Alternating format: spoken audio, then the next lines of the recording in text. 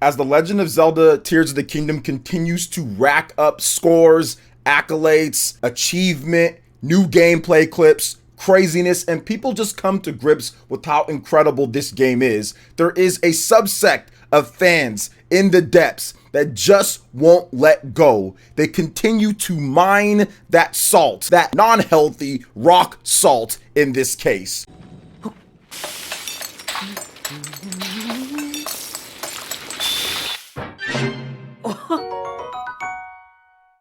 And continue to bring up the salt when it comes to Horizon Forbidden West compared to The Legend of Zelda Tears of the Kingdom, a game even forgotten by PlayStation fans as it launched on systems with a combined install base of over 150 million at this point and got outsold by The Legend of Zelda Tears of the Kingdom on the Switch by itself in just 3 days. And I don't understand why these crazy or salty Horizon fans, not all of them, there's obviously just normal people out there that love to play the games that don't have any problem playing both games or just playing their game and enjoying it, but they continue to bring up these comparisons despite Horizon launching last year and trying to convince, I don't know, Nintendo fans to go out there and buy Horizon or that it's better. I'm not really sure when PlayStation fans aren't buying Horizon Forbidden West as much as they should be based off of how people hype the game, or at least some of these crazy Horizon fans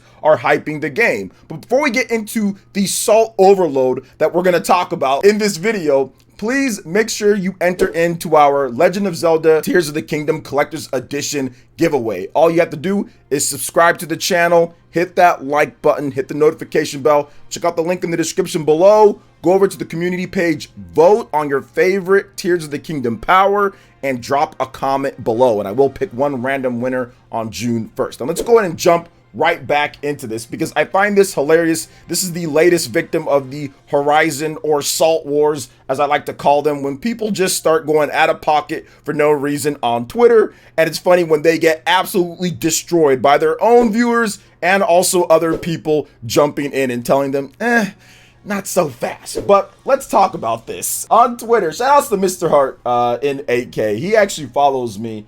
So I don't think he'd mind me talking about this because he is kind of a crazy Horizon PlayStation fan at times with some of these comparisons.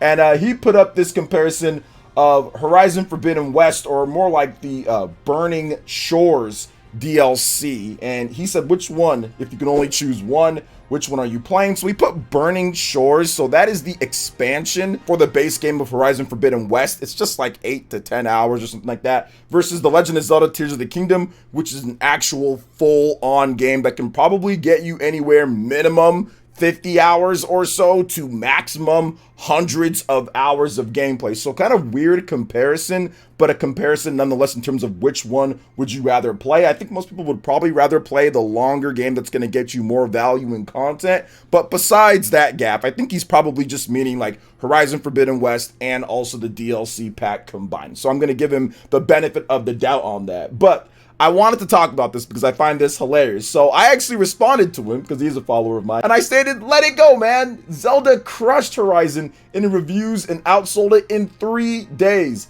This salt doesn't make Horizon more enjoyable or better. Salt emoji. Have fun with both games if you want. Now, this is the response that the people who can't actually dispute the facts, and the facts are, yes, The Legend of Zelda Tears of the Kingdom crushed Horizon in reviews. Yes, it crushed it in sales in 3 days. You can't refute that, and it looks really bad. So then what is the number one go-to retort that most of these people use that can be obviously smacked down quite quickly? Nostalgia. And yes, he went there. I mean, Zelda has nostalgia working in its favor. So yeah, that's one thing. So I always find this to be hilarious when people bring up the nostalgia card because it's a stupid card to play, because The Legend of Zelda Tears of the Kingdom and The Legend of Zelda Breath of the Wild are way more popular than previous Zelda games. Legend of Zelda Breath of the Wild sold 30 million plus. Tears of the Kingdom sold 10 million, more than any other previous Zelda game total of that outside of Breath of the Wild. So together they're at 40 million. That is far more new players and people who've never ever played Zelda. The franchise is 30 plus years old. Do you really think everybody who's buying Legend of Zelda Tears of the Kingdom is somebody who's been playing since Ocarina of Time or has been playing since then? No, the numbers and just economics and it's just father time just don't suit that or do not fit that narrative. It just doesn't. There are millions upon millions of new players that have no nostalgia attached to The Legend of Zelda, maybe heard about it but didn't play when they were young, and picked up Tears of the Kingdom because it reviewed incredibly well and it looked really good and the gameplay seemed really creative and fun. And I think that's the problem with these comparisons, and that's the problem with these people. They don't understand games like Minecraft. They don't understand games like maybe Fortnite. They don't understand some of these games that don't have the greatest graphics or the best tech or all this, and why they're so popular over their cinematic, over-the-shoulder Sony games. They don't understand this and they don't want to listen to why.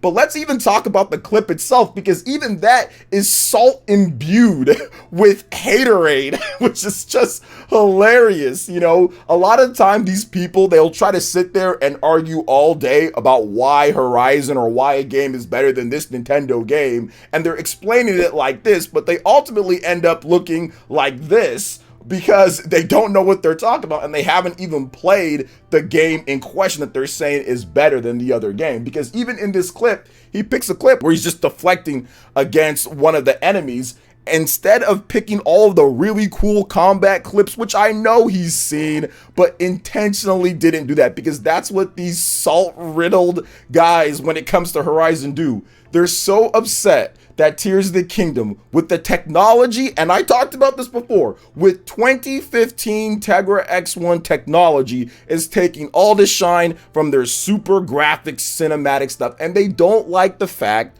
that their game is getting overshadowed and got outsold, got out-reviewed when they feel it's an inferior product, because they have some type of superiority complex when it comes to video games and tech with Sony. This is something that's been happening with the PS4 era. They did it, you know, and the sales were there, so it was all backed up by that. But now with the Nintendo Switch and with the games that are reviewing incredibly well, it's hard for them because they feel that this is better, theirs is better, so they're going to continue posting these salt-riddled clips, and we're going to continue making fun of them because I find it hilarious that people just can't realize that there's more to video games than graphics. There's more to video games than sitting there and playing the cinematic style. People want creativity, people want freedom, people want different styles of weapons, people want all different types of things in gaming. And when a game like Tears of the Kingdom comes out, where it has 3 layers of depth, it has the sky areas where there's actual islands and things to do,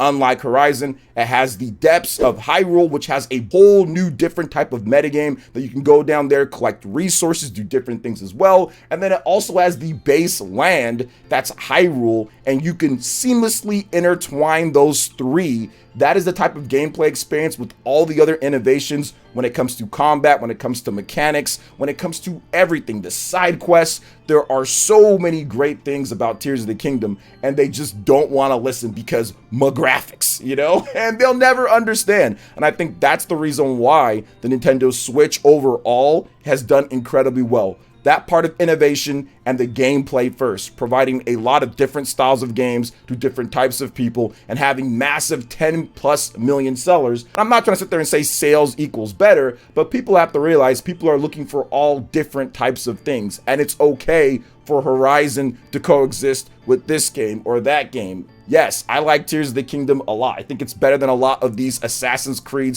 / Witcher 3 reskins. But at the same time, that doesn't mean that those games shouldn't be around or you need to pick one or the other. You can play your Horizon, you can play your Assassin's Creed, you can play your Witcher, and you can also play Tears of the Kingdom without the stupid BS comparisons and completely salt-riddled fake posts when it comes to combat and not showing things on purpose because you're upset about your game. But let's go ahead and move on to another big PlayStation game that I'm actually really excited for, and that is Final Fantasy 16. We got a brand new preview that's up, and it's kind of spoilerish with some of the stuff when it comes to the opening and all of that, but I did want to go over some of the new gameplay and just give my thoughts on Final Fantasy 16 as we get very close to the release of the game this June. And I'm hoping that we get a demo reveal in terms of the timing and all of that at the PlayStation event or sometime soon. So I want to go over this last part from the preview,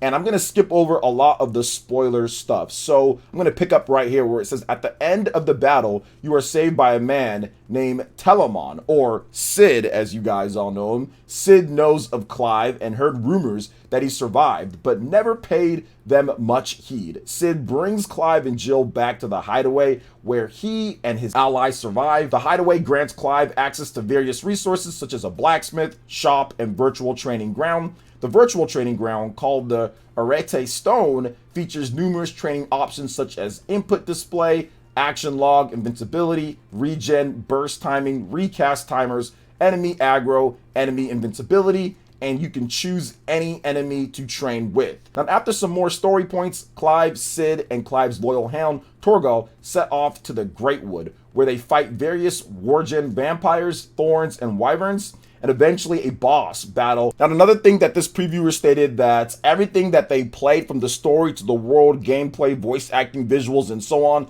felt extremely well polished and detailed. So there's a lot of stuff here. I think that Square Enix and Sony really want to show off this game, because while Final Fantasy has clout and it has fans and everything, this is still a brand new audience on a singular install base. You can't rely upon everybody who picked up Final Fantasy 15 or who had played older Final Fantasy games when it's a whole new platform with not a massive install base yet. Now, if you're releasing on PC, Xbox Series, PlayStation, and everything, obviously you have a little bit more leeway there because the install base is bigger. But this is simply just on the PlayStation 5, and unlike other big PlayStation exclusives like Horizon or God of War, those also got bolstered with sales due to being on PlayStation 4 as well, or even other big titles in the RPG genre like Hogwarts Legacy or Elden Ring. Those are multi-platform to get those big sales. So I can see why Square Enix is really showing a lot here.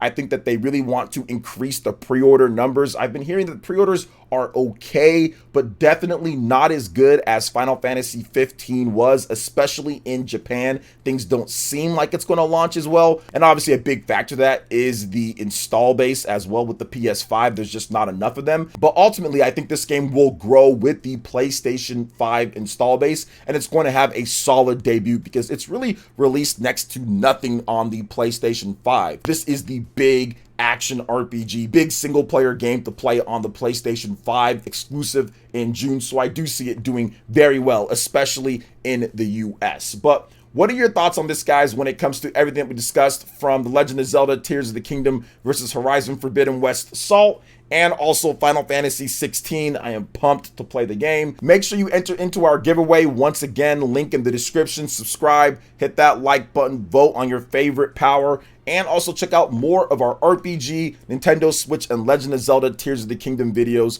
right here on the channel and on screen. Thank you so much for watching, and we'll catch you guys for the next one. Peace.